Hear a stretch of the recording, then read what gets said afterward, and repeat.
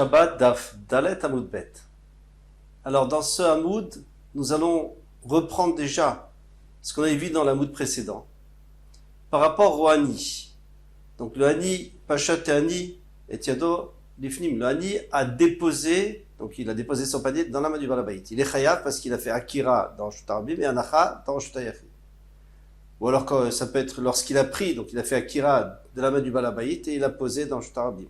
Ou vice-versa, le Balabait a pu faire exactement la même chose. En tous les cas, qu'est-ce qu'on voit d'ici? Alors on reprend cette ligne avant la fin, on a déjà fait, mais on reprend vite pour rentrer dans le Inya, dans le sujet. Pachat Tiado, etc. Amay Chayav, pourquoi est-il Chayav? Pourtant, il fallait qu'il fasse la Akira et la Anacha d'un endroit de 4 sur 4, 4 Fahim sur 4 Fahim. Entre 30 et 40 cm à peu près, selon les avis. Sinon, ça ne s'appelle pas qu'il a posé. Alors, s'il pose dans la main du Balabait, le Balabait, sa main ne fait pas 4 fachim, c'est sûr que non. Ou s'il prend dans la main du Balabait, c'est la même chose. Donc, ça ne s'appelle pas qu'il a fait Akira ou Anacha. Amar Rabba, Hamene Rabbi Akiva, Damar lo bainan makom arba l'arba. On est obligé d'aller d'après Rabbi Akiva qui dit qu'on n'a pas besoin d'un endroit de 4 sur 4. Lui, il n'a pas dit explicitement, mais on peut deviner de ses paroles. Pourquoi? Parce qu'on a enseigné dans une Mishnah Zorek, mais quelqu'un qui jette un objet d'un domaine privé au domaine privé qui est de l'autre côté de la route, en passant par le Reshut Harabim. Rabbi Akiva mechayev chachamim potrim, Rabbi Akiva est chayav et les chachamim rendent pato. Rabbi Akiva savar amrinan tuta kimishun chadamia. Rabbi Akiva lui pense que lorsque cet objet est absorbé, on va dire entre guillemets, par l'air du Reshut Harabim, l'espace du Reshut Harabim, c'est comme s'il était posé dans le Reshut Harabim. Donc il a fait Otsa. Les Rabbanan savraient l'amrinan tuta kimishun chadamia. Mais les Chachamim ne sont pas d'accord avec ce principe. Il n'est pas posé. Alors qu'est-ce qu'on veut dire? À plus forte raison, quand je le pose sur la main du Balabait ou que je le prends de la main du Balabait, c'est encore beaucoup mieux que de le laisser en l'air.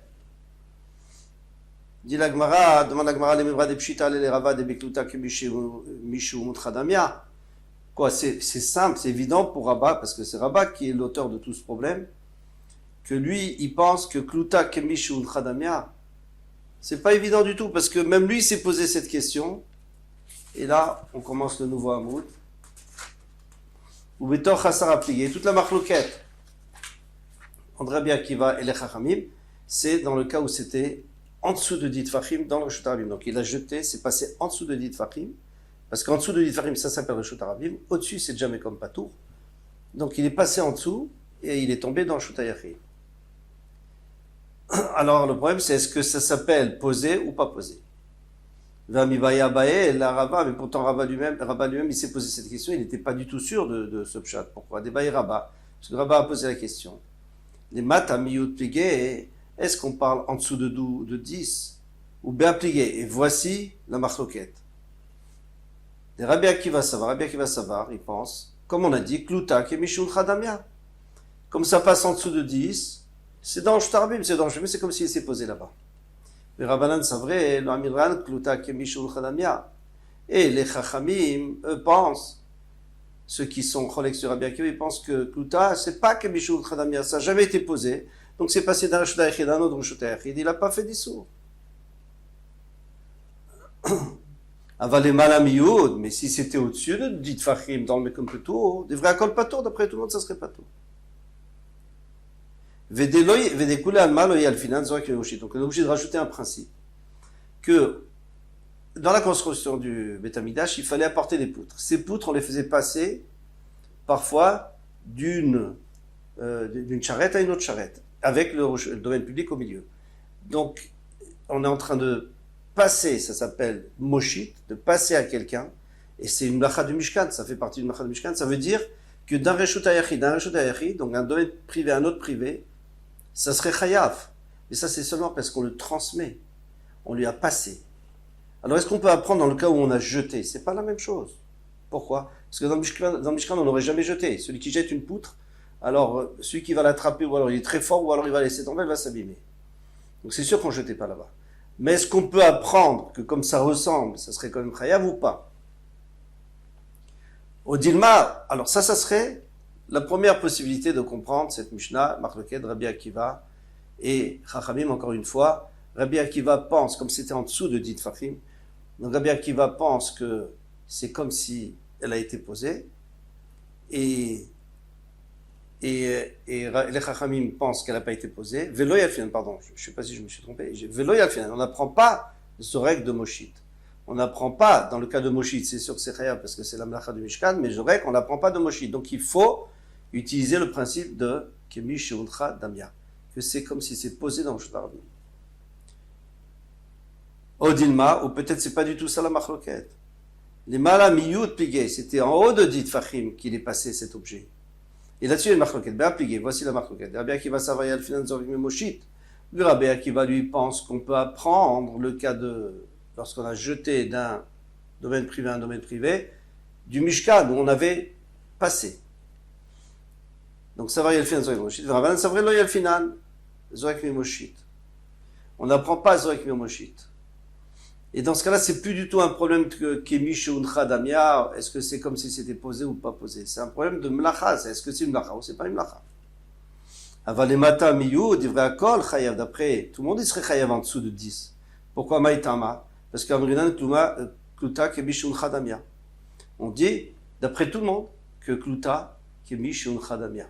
Que si elle est dans l'espace du Reshut Harabim, elle est absorbée par l'espace du Reshut Harabim, elle est comme si elle était posée. Alors d'ici, on pourrait quand même apprendre le cas du Balabaït et du Hani qui posent dans la main, parce que dans ce cas-là, c'est sûr que ce sera Chayav. Le problème, c'est... Bon, mais de toute façon, ça ne nous regarde pas tout ça, parce que de toutes les façons, ou Rabbi Akiva, ou c'est tout le monde qui pense que Kemishu Khadamia, donc ça résout notre problème, la Mishnah va d'après tout le monde, ou alors c'est que Rabbi Akiva qui pense que c'est comme si ça avait été posé dans le Shtarabim. Donc ça résout que selon Rabbi Akiva, donc la Mishnah va d'après Rabbi Akiva.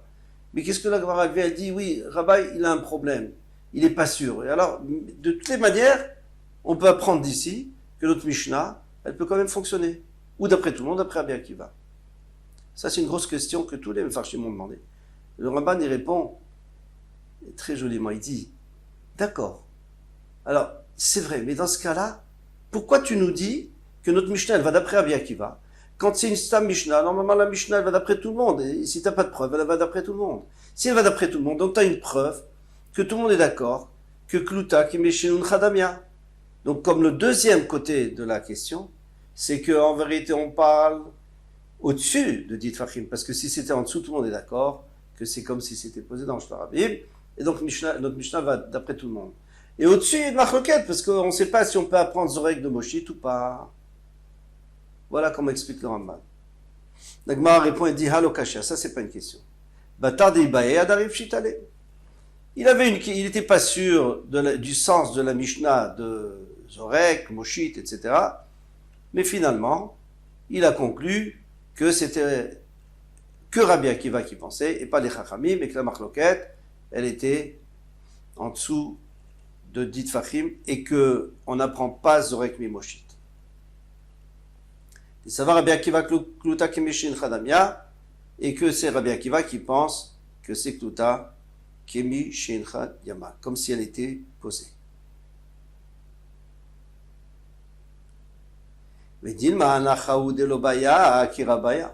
Alors maintenant on a une autre question. Ok, d'accord, disons que Anacha, on n'a pas besoin de poser. Pourquoi? Parce que Kemishin Khadamia, c'est comme si c'était posé. Dès que ça arrive dans le Shtarabim, dès que ça arrive dans un domaine, c'est comme si c'est posé. Mais Akira, personne n'a dit que on peut être au Caire sans que ça soit sur un endroit de 4 sur 4. Et la preuve, c'est que on n'a pas dit que celui qui jette d'un Shtayachid à un autre Shtayachid avec au milieu un Reshut Harabim, on n'a pas dit qu'il est Chayav 2. Rabbi Akiva, il n'a pas dit qu'il est Chayav 2, il a dit Chayav. Chayav, normalement, c'est un Khatat. Un Khatat, pourquoi? Parce que j'ai sorti du Reshut Yachid et c'est passé dans le Reshut Harabim, donc c'est comme si c'était posé. C'est tout. Mais après, il n'y a pas eu encore une Akira du Reshut Harabim pour tomber dans le Reshut Yachid et une Akha dans le prochain Reshut Yachid en face de mon voisin. Ça, on n'a pas dit ça. Donc, qui dit que Akira, on peut le faire comme ça dans l'air, sans avoir un endroit stable de 4 sur 4. Il a Rav Yosef, Haman Rabbi. Alors il dit, il ne faut pas se baser sur... C'est pas Rabbi qui va notre Mishnah, c'est Rabbi. Pourquoi? Alors, Hay Rabbi, lequel? Parce que Rabbi dit plusieurs Mishnayot, plusieurs Braïtot. Il dit, Rabbi d'Etania, si tu veux me dire que c'est la Braïta de Rabbi, Zarak, qu'est-ce qu'il est dans ce Zarak? Venach Agabe Ziz. Quelqu'un était dans le Rabbi, il a jeté 4 amotes. Si on jette 4 amotes, on a fait, ça s'appelle la Havara, on a fait passer dans le Rabbi 4 amotes, on est Chayav, même si c'est pas rentré dans un autre shoot. Parce que transporter dans le Rabbi 4 amotes, c'est déjà interdit. Donc lui, il l'a jeté et c'est tombé à Agabe Ziz. Sur un morceau de bois, sur une corniche, un morceau de bois.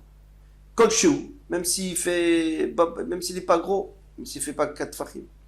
Rabbi Mechayev et Chachamim Potrim. Rabbi Ronchayev et Chachamim Potrim. Donc on voit très bien que Rabbi, lui, ça l'intéresse pas si ça tombe sur 4 fachim ou pas 4 fachim. Donc c'est certainement lui qui a dit notre Mishnah qu'on peut mettre dans la main du Balavayit ou du Hani ou prendre de là-bas.